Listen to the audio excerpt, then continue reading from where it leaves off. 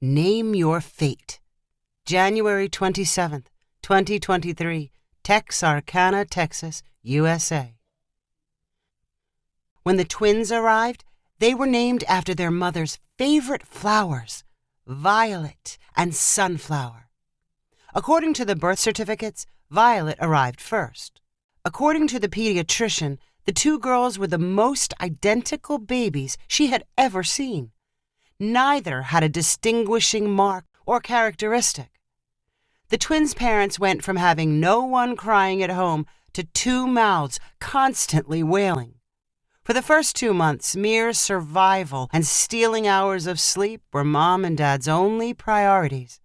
They hopelessly lost track of which baby had arrived first and always referred to them collectively as the flowers. "At some point, we have to use their real names," Mom said one day during a peaceful moment. "Okay. Which one's which?" Dad asked. "I have no idea. Does either one look more like a violet or sunflower to you?" "Not that I can see." "How about personality? Either one act a certain way?" Dad shrugged his shoulders. "I think we just have to say from now on, one of them is Violet and one of them is Sunflower. Stay consistent." "So, who's Violet?" "It's not going to make a big difference. Either one could be Violet." Mom found purple and yellow ribbons. The purple ribbon was tied around the leg of the baby laying on the left side of the bed. The other baby got the yellow ribbon, and from then on, they were distinguished as Violet and Sunflower. Their parents were embarrassed by how careless the ribbon picking might make them sound, so they kept it a secret. When the ribbons were first attached, the parents fully intended to treat each daughter exactly alike. Despite the intent, tiny differences unconsciously emerged. The ribbon colors had a lot to do with it. The yellow ribbon was a signal that Sunflower should be dressed in lighter, brighter colors. She wore yellows and pinks. Violet wore darker clothes, purple, blue, and gray. The family moved to a larger home, and there was enough space for each girl to have their own bedroom. Sunflower was given the light-filled room facing the south. It was painted in happy pastels. Violet moved into the shadier north-facing room with dim walls. Both girls played with the same toys, but when it came time to dress up their dolls, Sunflower tended to put hers in fun beach wear, while Violet chose longer dresses. The twins became big library fans, and when choosing books, Sunflower naturally got the silly, colorful covers that matched her room. Violet seemed to like fairy tales, with more complicated plots and endings. On their 5th birthday, the twins were allowed to choose a pet. Sunflower pointed to a chatty bird, which her mom said would feel welcome in all the sunlight of her windows. Violet picked a quiet goldfish with black streaks across its body. After the girls started school and met a new crowd of children and adults, their parents began describing Sunflower as fun and spontaneous. Violet was more of a serious, deep thinker. Sunflower got a short haircut. Violet's hair stayed long, a look she kept for years to come. Sunflower and Violet made friends easily. As they grew older, Sunflower tended toward kids who were interested in dance and sports teams. Violet's friends were the high achievers who played instruments and acted in plays. By the time they reached high school, the twins were often asked how they could be raised in the same family and turn out so differently. Sunflower was the stereotypical fun-loving cheerleader. Violet was the smartest kid in the class and surely the most likely to succeed. During their senior year, Sunflower already looked forward to the excitement of leaving home for college. She and her friends planned to attend Texas A&M and enjoy every night and weekend. Violet had more aggressive aspirations. She narrowed her college choices down to one: Harvard. If she had to attend any of her safety schools, she would feel like a failure. Violet turned in her Harvard application and was chosen to receive an in-person interview by a Harvard alumnus. A man named Pierce Belliston called from Dallas. He said rather than asking Violet to travel to him, he would stop by and see her while he was on his way to visit a couple of other applicants who lived in Arkansas. Violet was usually calm and calculating, but news of her interview sent her into an anxious frenzy. She read everything she could about preparing. She made her parents practice sample questions with her. She cleaned the house and scrubbed every stain out of the carpet in the front room. As a busy and ambitious high school student, Violet was scheduled to attend an overnight student government meeting the day before her Harvard interview. The meeting was 200 miles away, but she was supposed to return in the morning with plenty of time before Pierce Belliston arrived. She called her mother that morning in complete hysterics. "The bus is broken, and they don't know when it will be fixed. If they have to send another bus, there's no way I'll make it in time." "Calm down. I'm sure you can reschedule the interview if there's an emergency." "No, you can't. They're looking for reasons to disqualify you." "I don't believe that." "It's true." Violet went silent for a few seconds before saying, "Put Sunflower on the phone." Sunflower knew from her mom's expression that she was about to be thrown into the middle of a crisis. She reluctantly said, "Hello?" "You have to do something for me. You have to pretend to be me and do the interview." "The Harvard interview? I don't know any of the right answers." "There aren't right or wrong answers. You've heard me practice with Mom and Dad. You just have to say things I would say. You know me better than anyone." "You'll hate me if I mess it up." "No, I won't. Go put on some of my clothes if it helps. Please, you have to do this. I know this is weird, but you can handle weird stuff." Schmoogies.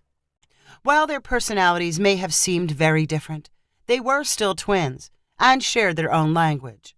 Schmoogies was a made-up word they used to share scary emotions or deep feelings. It could mean, "leave me alone," or "I love you," depending on the circumstances. Only they could interpret for each other. Sunflower ended the call knowing she had to help. "What's going on? Is she going to reschedule?" Sunflower's mom asked in a flustered voice. Sunflower stammered, "She's still figuring it out." And then she hurried into Violet's room. She pulled a dozen outfits from Violet's closet and set them on her bed. She chose the one that reminded her most of her sister and slipped it on. Then she restyled her hair into one of the more boring looks Violet preferred. The change in clothing and hairstyle calmed Sunflower down. She also sat in the dark closet, trying to channel her twins' energy. She did not emerge until a half hour before Pierce Belliston was scheduled to arrive. "Why are you dressed like your sister?" her mom demanded. "I'm doing the interview for her." "What? You can't do that. It's dishonest. He'll see right through you. It's worse than rescheduling." Sunflower's mom freaked herself out until the doorbell rang at exactly the time for Pierce Belliston's appointment. Sunflower and her mom answered the door together to find a bearded, gray-haired man wearing a red tie and gray jacket. He gave them both a serious and intimidating smile and said, "My name is Pierce. I believe you're expecting me." Sunflower immediately replied with, "Very nice to meet you. I'm Violet. Please come in." As Pierce walked inside, Sunflower's mom melted down and began blathering nonstop about the weather, traffic, the house, the clothes she wore, and the opossum family currently invading their backyard. Sunflower coolly steered Pierce into the front room, and he sat down on a high-backed chair, which looked a little like a throne. Sunflower sat next to her mom on the couch as her mom's opossum story continued. "We're so honored to have you in our house," Sunflower's mom then nervously said. She turned toward Sunflower and added, "Violet is such a good girl and so smart. I'm not sure if you know she has a twin named Sunflower. We named them after my favorite flowers." At that moment, there was an awkward pause. Pierce did not appear ready to respond, and Sunflower's mom strangely decided it was a good time to share a secret she had hidden for 17 years.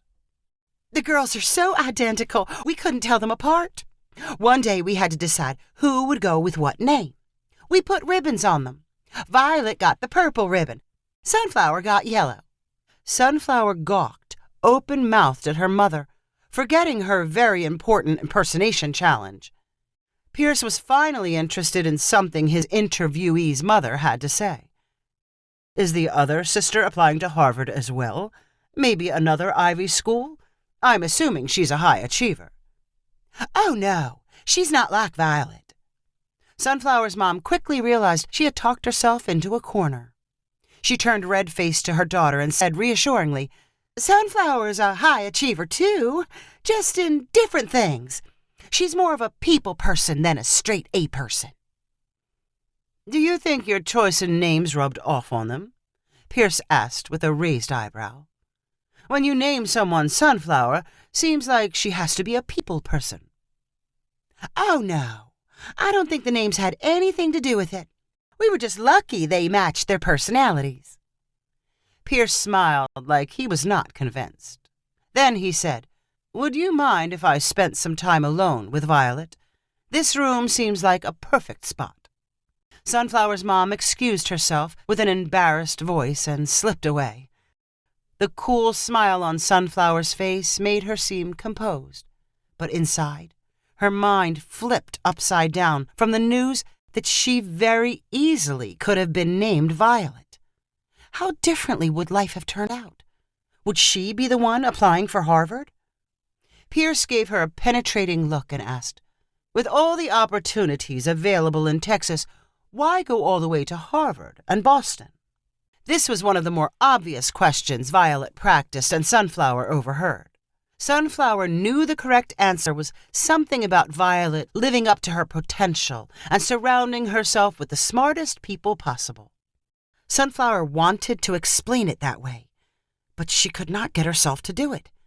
Maybe her brain was still fuzzy and trying to process the news that she was almost Violet to begin with. Her answer was a lot more Sunflower than it was Violet. I think the people at Harvard need me more than the people in Texas. Pierce acted surprised. Is that so? Why would you ever think that? One of my gifts is making people happy, helping them to look on the bright side of things and see what's best about themselves. A lot of smart people need that little boost. They act like they don't, but if you want to accomplish anything, you need to first find the joy in it. Pierce nodded and smiled. It was a friendly smile instead of a judgmental one. He asked more questions, and Sunflower responded as if she and Violet shared a hybrid personality. She may have sounded a little more like the Sunflower side of the combination. Pierce stood up and thanked her. I enjoyed myself. You were honest and refreshingly different. Then I'll see you at Harvard? Sunflower asked playfully. Probably not. I live in Dallas, remember? Pierce replied just as playfully.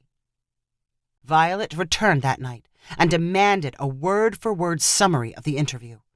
Sunflower was more interested in the revealed secret about their names. You could have been me, and I could have been you. Your name doesn't change who you are inside, Violet argued. I'm sure it matters, at least a little. Violet shook her head, but from that day on, both sisters stopped seeing any stark differences in their personalities and life choices. And while Violet did appreciate more about her sister, as the days passed without hearing from Harvard, she became convinced that Sunflower had blown the interview. Before turning in her application, Violet talked about the interview as if it only affected the admission decision by 10%. Now she claimed it was more like 50%. She never said so aloud, but inside she knew it was unfair she had not gotten the chance to speak for herself. She was stuck with safety schools because of a broken-down bus. Mopey Violet was hard to be around until finally the admission decision from Harvard arrived. The first sentence began with, "Congratulations," and all the disappointment disappeared. Violet instantly forgot all the things about safety schools and Sunflower's role in the interview. When it was Sunflower's turn to congratulate her sister, she said, Didn't you say something about the interview being worth half the application? I wasn't being totally serious, but I do owe you. You must have done a great job. Well, I'm thinking Harvard kind of wants both of us. Part of Violet and part of Sunflower. Plus, we're a little bit interchangeable. Violet shook her head and laughed. We're not all that interchangeable. How about I go half the year and you go the other half?